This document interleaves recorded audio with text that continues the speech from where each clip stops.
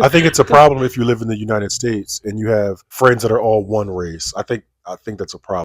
So another topic inspired by Instagram. I follow, I think it's Biracial Lounge. Mostly just talks about black and white. You know, when people talk about biracial, it's usually only just black and white people for some reason, which is cool. But a lot of biracial kids apparently have identity issues and problems, which Mm. I get. I can understand Kind of like why. immigrant kids. Confusion as to like who they are, their identity, where I they think fit in. so. Yeah. Well, you are confused even if you're white, black, brown, blue, green. You can identify as a cat or a season these days, so you're confused anyway. Oh, the furries now. Mm-hmm. They do that, the young kids. So that's why it's important that their identity is found in Christ, right? Not Amen. their race. But there is a culture standpoint, and it matters about where, which culture they identify with. Right. Or which culture they want to go by for that season. Which one's more convenient and which one gives you more power for that season? Yeah, because if they were trying to apply for a job, Oh, they like it being mixed. or black. Yeah, I'm Mhm. black. Even Or if you're trying to get into Harvard or an Ivy League school, since so many Asians get in, so you're not Korean. you're not Korean at all black, right? Mm.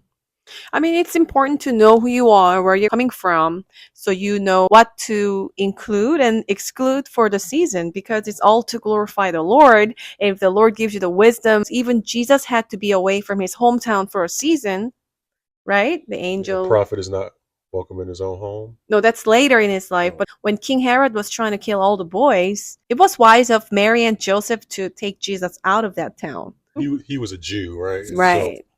But So the Jews had their own list of issues and problems. It did have to do with being Jewish. We need to look that up. So what video did you watch on Instagram this time?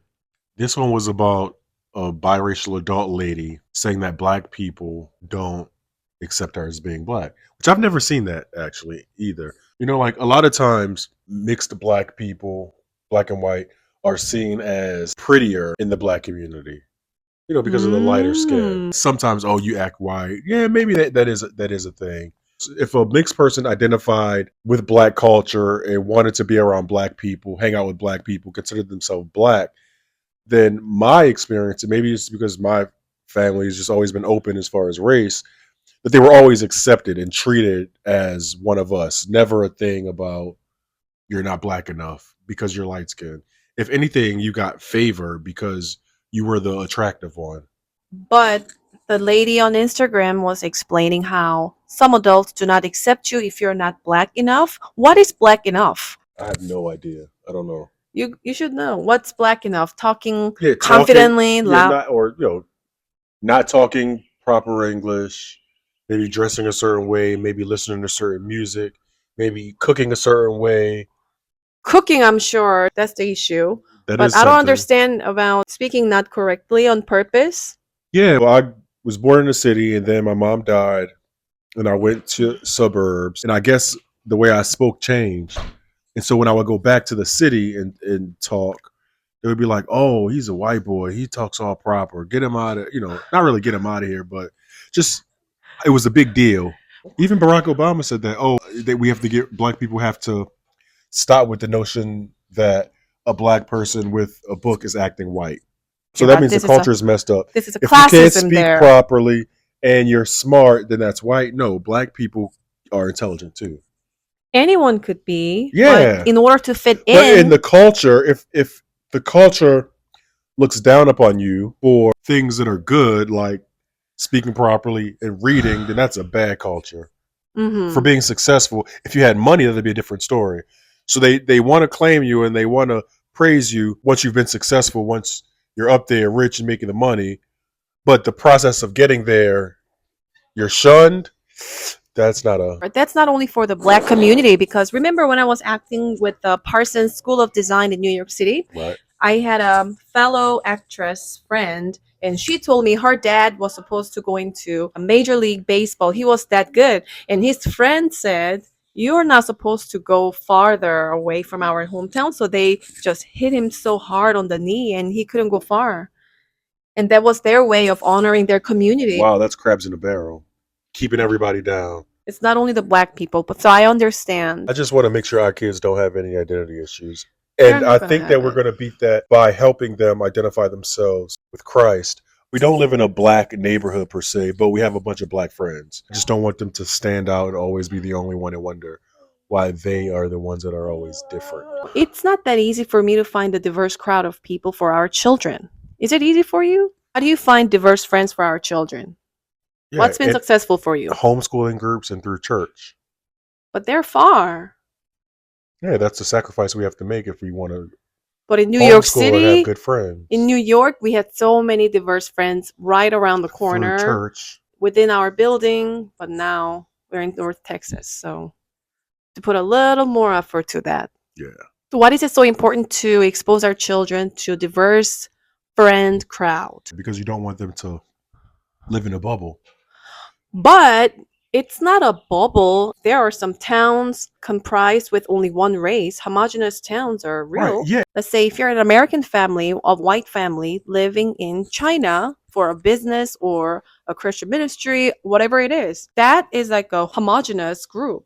That's not a diverse experience either. Right. It's not anybody living in China that's not Chinese is not going to But have in a the diverse US, experience. but in Mhm. the US, only New York City and San Francisco, only handful of towns are really diverse. No, the big cities are very diverse. Always? Big cities, yeah.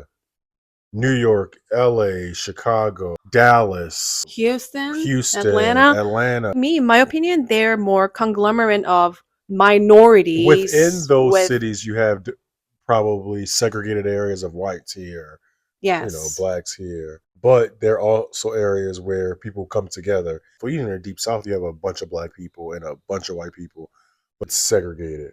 So it's not really diverse then. Correct. But in Queens, New York, it was really diverse. That's different. You'll never find that anywhere else.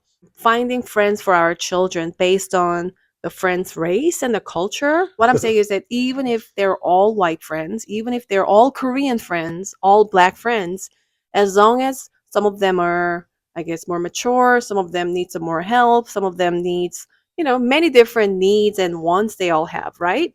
As long as they know how to work with each other, I don't think it's a big problem to Right. have just one race, homogenous group as your friend. Yeah, you're right. Like we live in a community, befriend what's in our community. But if within that you see, wait, something's not right.